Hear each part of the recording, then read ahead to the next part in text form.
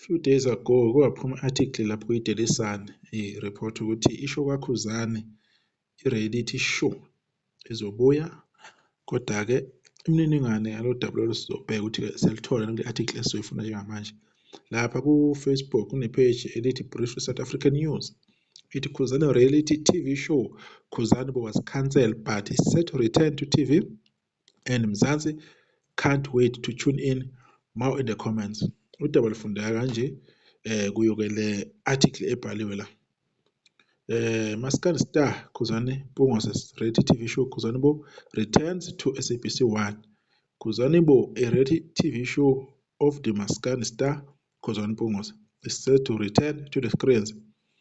The show premiered in 2021 on SABC 1 but was later cancelled due to a payment dispute. The Star recent wedding will be featured in the upcoming season.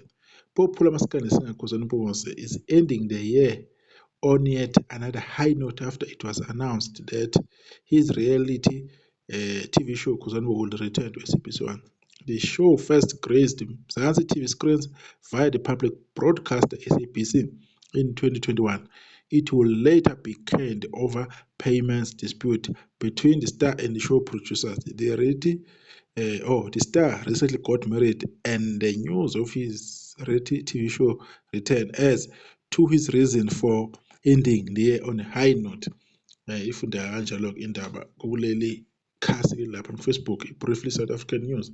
Udaba kuyilona lona luthathwe la kwi-Daily Sun oluthi Maskandi Star reality TV show returns libhalwe uJabulani Langa labhalwa nge-18 kaDisemba 2025.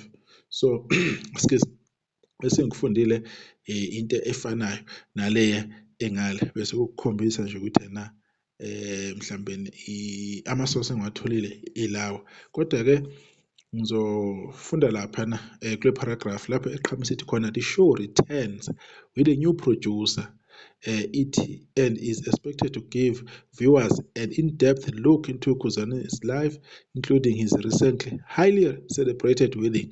The shooting for the show has already started and it is set to be flighted soon. Khuzani, 126, from Mandawa village in Nkandla, KZN, tied in the north with his wife Nondumiso Matenjo in a beautiful white wedding on Thursday, 11 November, following an epic traditional wedding on Monday, 15 December. Yeah, isho kanjalo ke indaba ke bese iyaphela ke la. So indaba yodwa ke le because bayithathe vele khona phela kuyi-Daily Sun. Bafowethu ngane zakwethu zidlamlenzekazi ma Blue Nation ma Blue Lion. Nkosi uMaskandi uKhuzani ubaba umnumzana Mpungose laphana ke show yakhe iyabuya ke ngempela ke the way ababeka khona ibuya ku-SABC 1, kodwa ngabona ngesikhathi umakoti bengafuni ukuvezwa ngayo yonke indlela kuthiwa wavela late ukuthi umakoti ubani. So ngabona nje ukuthi mhlawumbe kungenzeka ukuthi kuthiwa kunomuntu or kuthiwa kune-company esirekhodayo because leyo nto leyana phela i-property yabo, i-intellectual property. So ingakho-ke wathola ukuthi kwaba ngaleya ndlela. So kwaba ney'ndaba-ke khona ukuthi uLegend Manqele wathi isho kwaKhuzani engaphefoma kahle. Kwathiwa if ayiphefome kahle-ke kucelakala phela-ke kubonakala ukuthi-ke ngokwama-stats kuhamba kanjani. Akuzange kuze kuveleke lokho. Kwaba nobushompe-shompe nje obabukhulunywa-ke noma benzeka ukuthi cha isho uyavalelwana kanti imali le ayeyikweleta uyena uLegend Manqele ayethenjiswe yena uKhuzani ukuthi uzoyithola because imali wayeyikhipha e-SABC ayinika ama-producer. Ama-producer agweve nayo imali. Into eyenziwa amakhampani amaningi-ke le kunikeza umuntu umsebenzi engasafuni umuntu ukubhadala abantu abafanele. Kodwa lo ayekade ene-show ebhanga-ke noKhuzani ngokucula-ke yena yakhe imali kwangathi wayithola kahle uba azange abe nenkinga, azange kube nokukhuluma kodwa uKhuzani waba nenkinga. Siyabonga ukuthi iyabuya kisho and futhi siyabonga ukuthi yena belungisa indaba zama-payment ingabe isababikho le nto eyenzakalayo yaba nje ihlazo elikhulu kakhulu. So indaba yethu kilapha nokuyi-Daily Sun. Umuntu ofuna ukuyi-check-a ayi-check-e laphana nge-18 zikaDisemba.